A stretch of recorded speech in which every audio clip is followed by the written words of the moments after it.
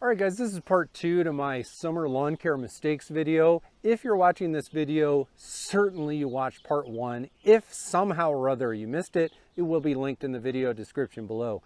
Part 1 had to do with mowing mistakes that people make throughout the country, both north and south in the middle of the summer.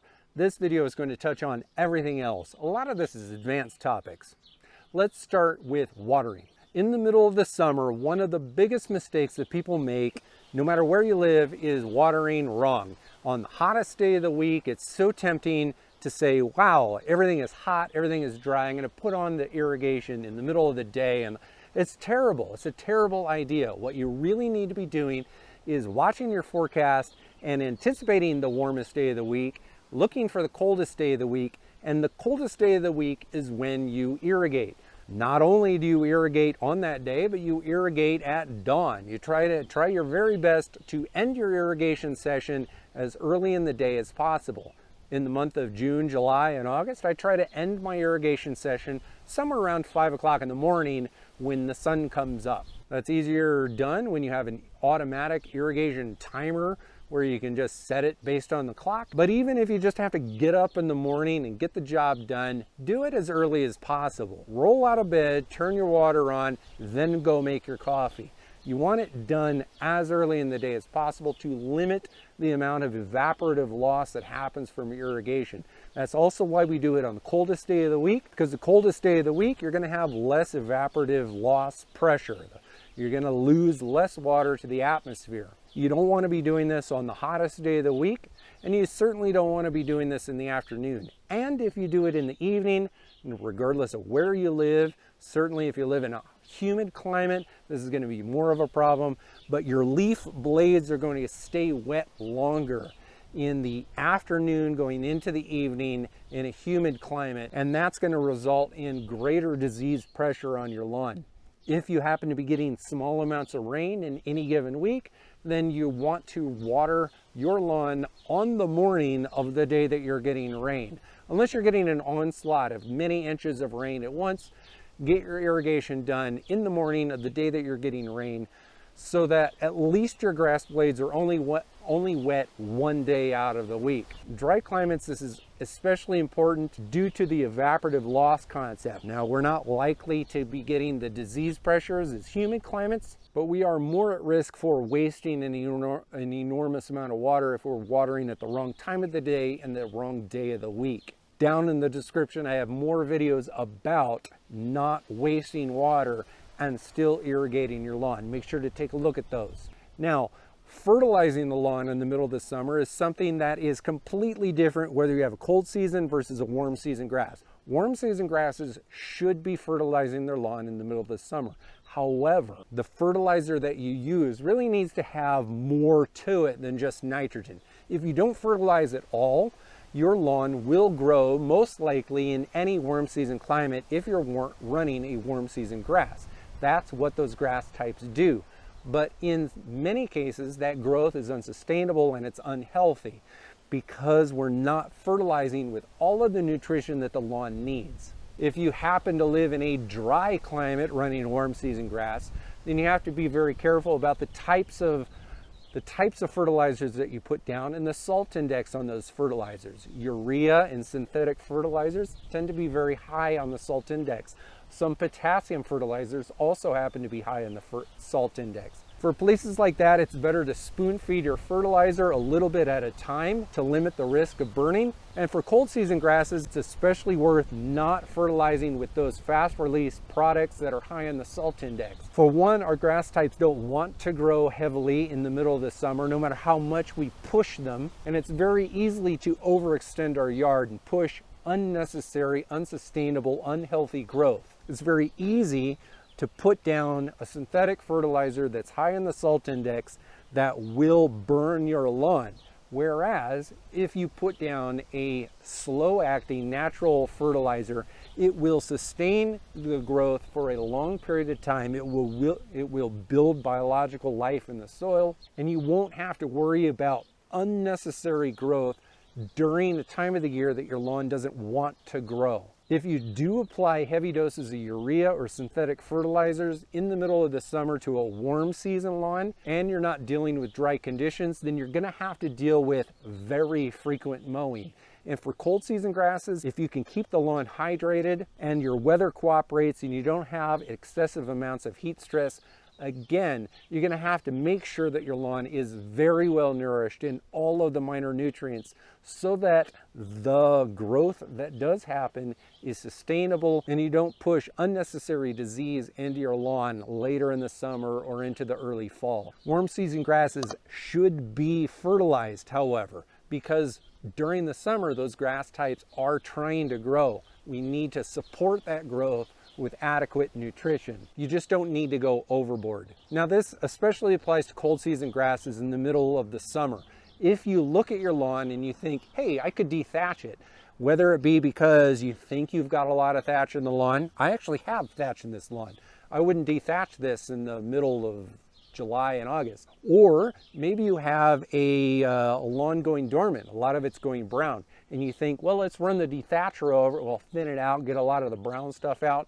This is a terrible idea. The brown grass that you typically see in a relatively thick lawn in the middle of the summer for a cold season lawn is usually dormant. If it has gone brown in the months of July and August, it's probably because of a combination of heat and drought. By the time autumn rolls around, maybe September rolls around and some moisture stays in the lawn and temperatures drop a bit, all of that brown starts greening up again.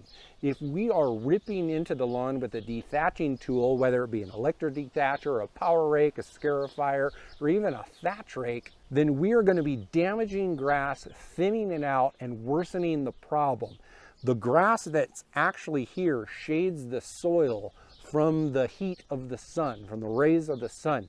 So even if it's brown, it's actually keeping the soil slightly cooler than it would be otherwise. If we thin this out when it's not growing vigorously or not growing at all, then that means that the soil warms up and it stresses the remaining grass out even more and continues to thin it out, setting us up for a very weak fall. You should only be dethatching your lawn during the most vigorous times of the year. Warm season grasses should probably be in the early parts of summer. So in your June and July time frame, because that's when the grass wants to grow the most and it can recover the easiest. Cold season grasses should probably only be dethatched in the months of April and May, or maybe in September and early October, those bookend months when the grass is the most vigorous and the most capable of recovering. You don't want to look at dormant grass and assume that it's dead. If you assume that it's dead and then rip into it, you will kill it. Along the same vein, aerating is actually also hard to do in the middle of the summer, no matter where you are. Aerating in the middle of the summer for a cold season grass type means that you're poking holes, breaking root systems in grass type that is not actively growing new root systems. Cold season grasses usually do a natural root shedding process in the middle of the summer and the middle of the winter. So if we're severing roots in addition to the root pruning process that's natural during this time of year, then we're actually making our grass weaker than it would be otherwise. We're also increasing the surface area of our soil because we're poking holes and pulling cores out. As we pull those cores out, especially in dry climates, the surface area being larger, more of our soil dries out faster, and that's going to put pressure on the roots that still exist in those upper few inches of soil, and our grass is going to succumb to drought and heat stress faster. The best time of the year to core aerate a lawn for a cool season grass, really in the early parts of spring, or maybe the end of winter, depending on where you live, or the very, very end of summer going into fall. I do both of those myself and it works out very well. I would never consider core aerating my lawn in the month of June or July. Now for warm season grasses, core aeration is best done at the very end of spring or the very, very beginning of summer. And again, the reason for that has to do with temperatures. Now, if you live in a very humid environment, this is less impactful, but hot, dry environments makes a big difference. Again, for the evaporative loss concept of moisture getting sucked out of the soil. If you wait till July or August in a very hot, dry climate and you poke cores in the ground, you're going to be allowing more moisture to suck itself out of your root system, out of the root zone, out of the top layer of your soil. And you're going to put more drought stress on your grass. So even those grass types that like the heat, they still need water. So I greatly advise doing those aeration projects towards the end of spring, not in the middle of the summer, even for the warm season grass types. Weed killer and weed prevention is another issue that happens for everyone everywhere. In the middle of the summer, we see weeds and we say, man, I want to get rid of those weeds. We pull out the weed killer. The problem is, in the middle of the summer, weed killers don't work very well as temperatures get above 90 degrees.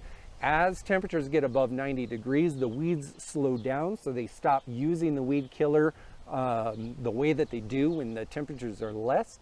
And the grass is more susceptible to damage from the weed killers as temperatures get high. And this applies to all grass types, whether you got southern grass or northern grass types. You really need to be putting down your pre-emergence early in the season, and you need to be doing your weed killing activities when you have temperate times of the year. That might be in early summer, and you might have a cold snap in the middle of July. Those might be reasonable times to do it, but applying weed killers in the middle of the summer, in the middle of heat and drought, is not advised. Now, on the flip side of the coin, if you're looking at a weed pre-emergent, maybe for the first time in your life in a lawn, a weed pre-emergent does not really work in the middle of the summer.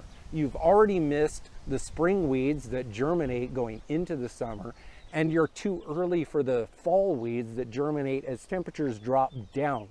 The best course of action, if it's the middle of the summer, is to wait until temperatures in your soil, not your outside air, your soil temperatures drop below 70 degrees.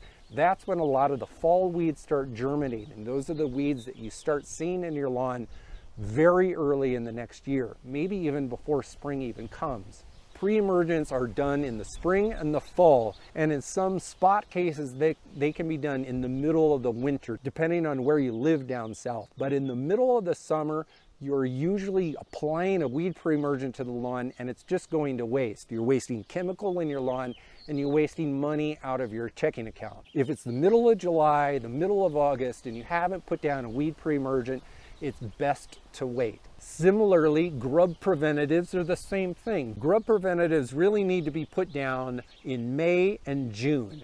If you've waited till in the middle of July, no matter where you live, grub preventatives are pretty much a no-go. It's just a waste of product. You're putting chemicals onto the ground, you're wasting money buying products that are not going to prevent the grubs. Not only that, but if you go and buy a grub killer and apply that in the month of July, it's kind of a little bit too early, because the grub killers are meant to kill adult grubs that have grown.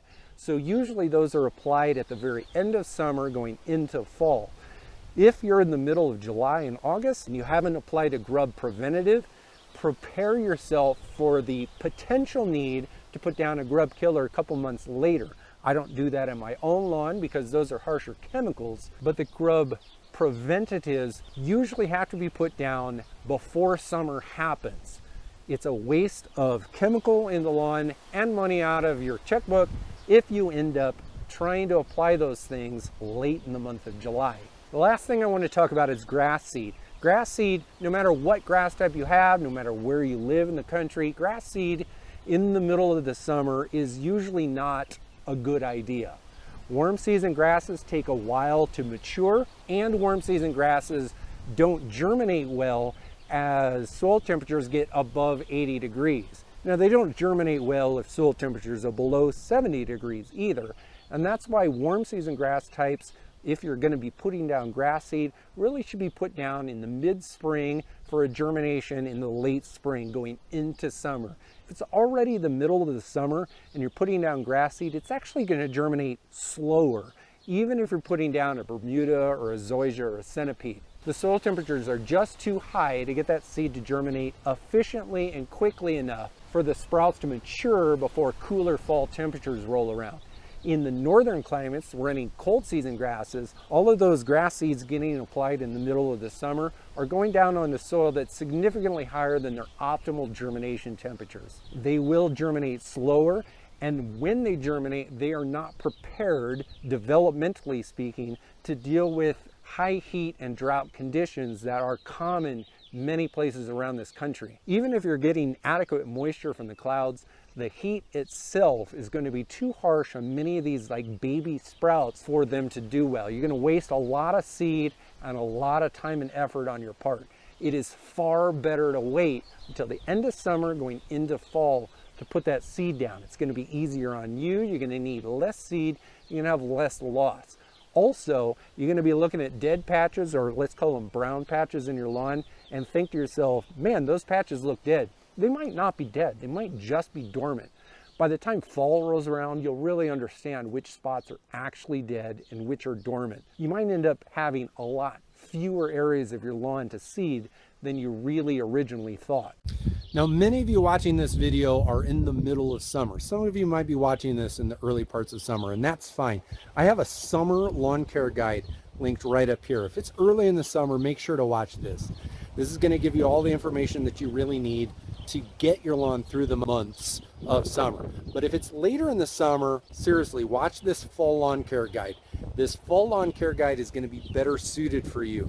Don't make the mistakes that I talked about in this video. Prepare for the actions that you need to take in the middle of the fall.